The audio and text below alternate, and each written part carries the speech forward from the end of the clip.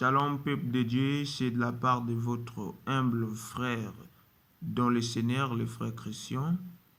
Nous sommes encore ici, toujours pour la vie de l'édification du corps de Christ, avec un autre thème que nous sommes en train de parler de ce mois de janvier, la réforme. Voilà. Et notre thème d'aujourd'hui intitulé toujours sur la réforme, le thème est que les rôles des 5 ministères.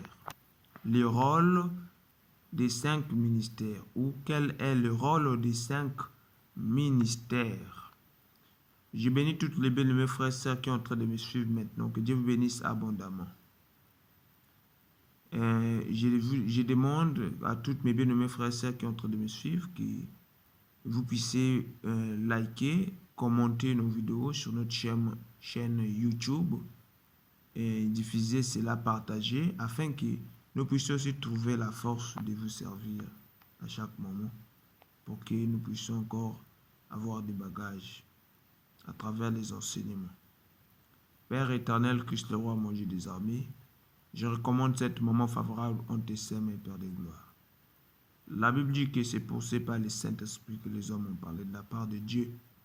Nous avons besoin que cet moment de la dispensation soit, Père de gloire, pour nous, Seigneur, une occasion, Seigneur, Père de gloire, Christ le roi, qui va nous doter encore certaines capacités, Seigneur, Père de gloire, mon Dieu. Fais de sorte que le message qui sera annoncé, que cela trouve place dans nos cœurs, au-dedans de nous, Père de gloire, et que nous puissions être comme les gens qui étaient dans les restaurants, Père de gloire, mon Dieu.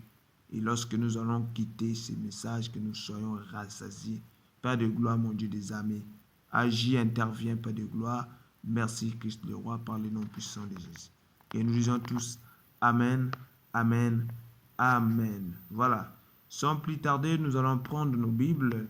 Nous allons aller dans le livre d'Éphésiens chapitre 4, le verset 10.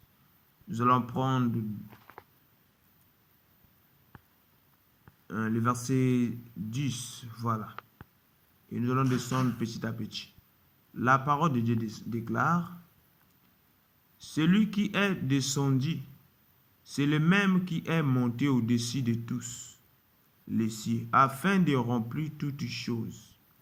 Et il a donné les uns comme apôtres, les autres comme prophètes, les autres comme évangélistes, les autres comme pasteurs et docteurs, pour le perfectionnement des saints, en vue de l'œuvre du ministère et de l'édification du corps de Christ, jusqu'à ce que nous soyons tous parvenus à l'unité de la foi et de la connaissance du Fils de Dieu, à l'état d'homme fait à la mesure de la stature parfaite de Christ, afin que nous ne soyons plus des enfants flottants et emportés à toute vent de doctrine, par la tromperie des hommes, par les ruses dans le moyen de séduction.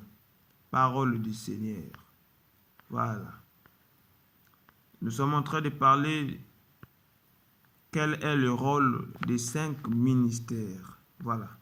Maintenant, dans le passage que on vient de lire, le verset 11, la Bible dit qu'il a donné les uns comme apôtres. Donc, celui qui est monté, c'est le même qui est descendu. Voyez? Et il a donné aux uns comme, c'est-à-dire il a fait les uns comme apôtres, les uns comme prophètes, les uns comme évangélistes, les uns comme docteurs. Voyez? Pour le perfectionnement des saints, en vue de l'œuvre du ministère et de l'édification du corps de Christ. Donc, Jésus-Christ, il a donné à l'Église les 5 ministères. Il a laissé à l'Église les 5 ministères. Et dans les 5 ministères-là, nous avons le ministère apostolique. Nous avons aussi le ministère prophétique. Nous avons aussi le ministère évangélique. Et nous avons aussi le ministère pastoral. Et enfin, nous avons le ministère doctoral. Maintenant, ces 5 ministères, prophétique, doctoral, pastoral, etc., Dieu a mis ça à l'Église pour que ces 5 ministères-là puissent jouer un rôle, le rôle de perfectionner l'Église, c'est-à-dire de former les saints. Voilà. Puisque le verset 12, la Bible dit que pour le perfectionnement des saints en vue de l'œuvre du ministère et de l'édification du corps de Christ. Donc Dieu a établi les apôtres, les prophètes, les docteurs, les pasteurs, etc. pour former les saints en vue de l'œuvre du ministère et de l'édification du corps de Christ. Maintenant, si on prend les versions Parole de vie, nous allons voir ici quelque chose. Les versions Parole de vie. Là, la Bible dit quoi? Là, la Bible dit quoi? Parole de vie, verset Parole de vie. Nous allons prendre directement le verset 11. La Bible dit, voici les dons que le Christ a fait, c'est-à-dire les 5 ministères que Christ a donnés à l'Église. Le version Parole de vie dit que ce sont les dons. Il dit, voici les dons que le Christ a fait. Maintenant, on précise bien, il dit, les uns ont reçu les dons d'être apôtres. Donc, Christ a mis à l'Église, il a donné à l'Église, il a donné certaines personnes à l'Église les dons d'être apôtres, ou bien d'être prophète, ou bien les dons d'être évangéliste, ou bien d'être pasteur, ou bien d'être enseignant ou docteur. Voilà. Il dit, mais le verset 12 maintenant, il dit, dans la version Parole de vie, il dit, par ces dons, le Christ a voulu former ce qui appartient à Dieu. Ah, donc, par les dons, c'est-à-dire par les mystères prophétiques, pastoral, doctoral, évangélique, le Christ a voulu former ce qui appartient à Dieu. Vous voyez? Donc, par ces dons-là, Christ a voulu former les saints. Donc, les 5 ministères ont pour rôle de former les saints. Donc, Jésus a établi quelqu'un comme apôtre, prophète, docteur pour former les saints. Vous voyez? Donc, or, on ne peut pas former les saints avec la prophétie. Non, c'est impossible. On ne peut pas former les saints avec les miracles, les démonstrations. Non. Mais on va former les saints au moyen des enseignements. Donc, les 5 ministères, ce sont les ministères des enseignements, c'est-à-dire des enseignants. Ce sont des enseignants de la parole de Dieu. Les 5 ministères que Jésus a laissés sur la terre, ce sont les enseignants. Donc, un prophète, docteur, pasteur, évangéliste, etc.,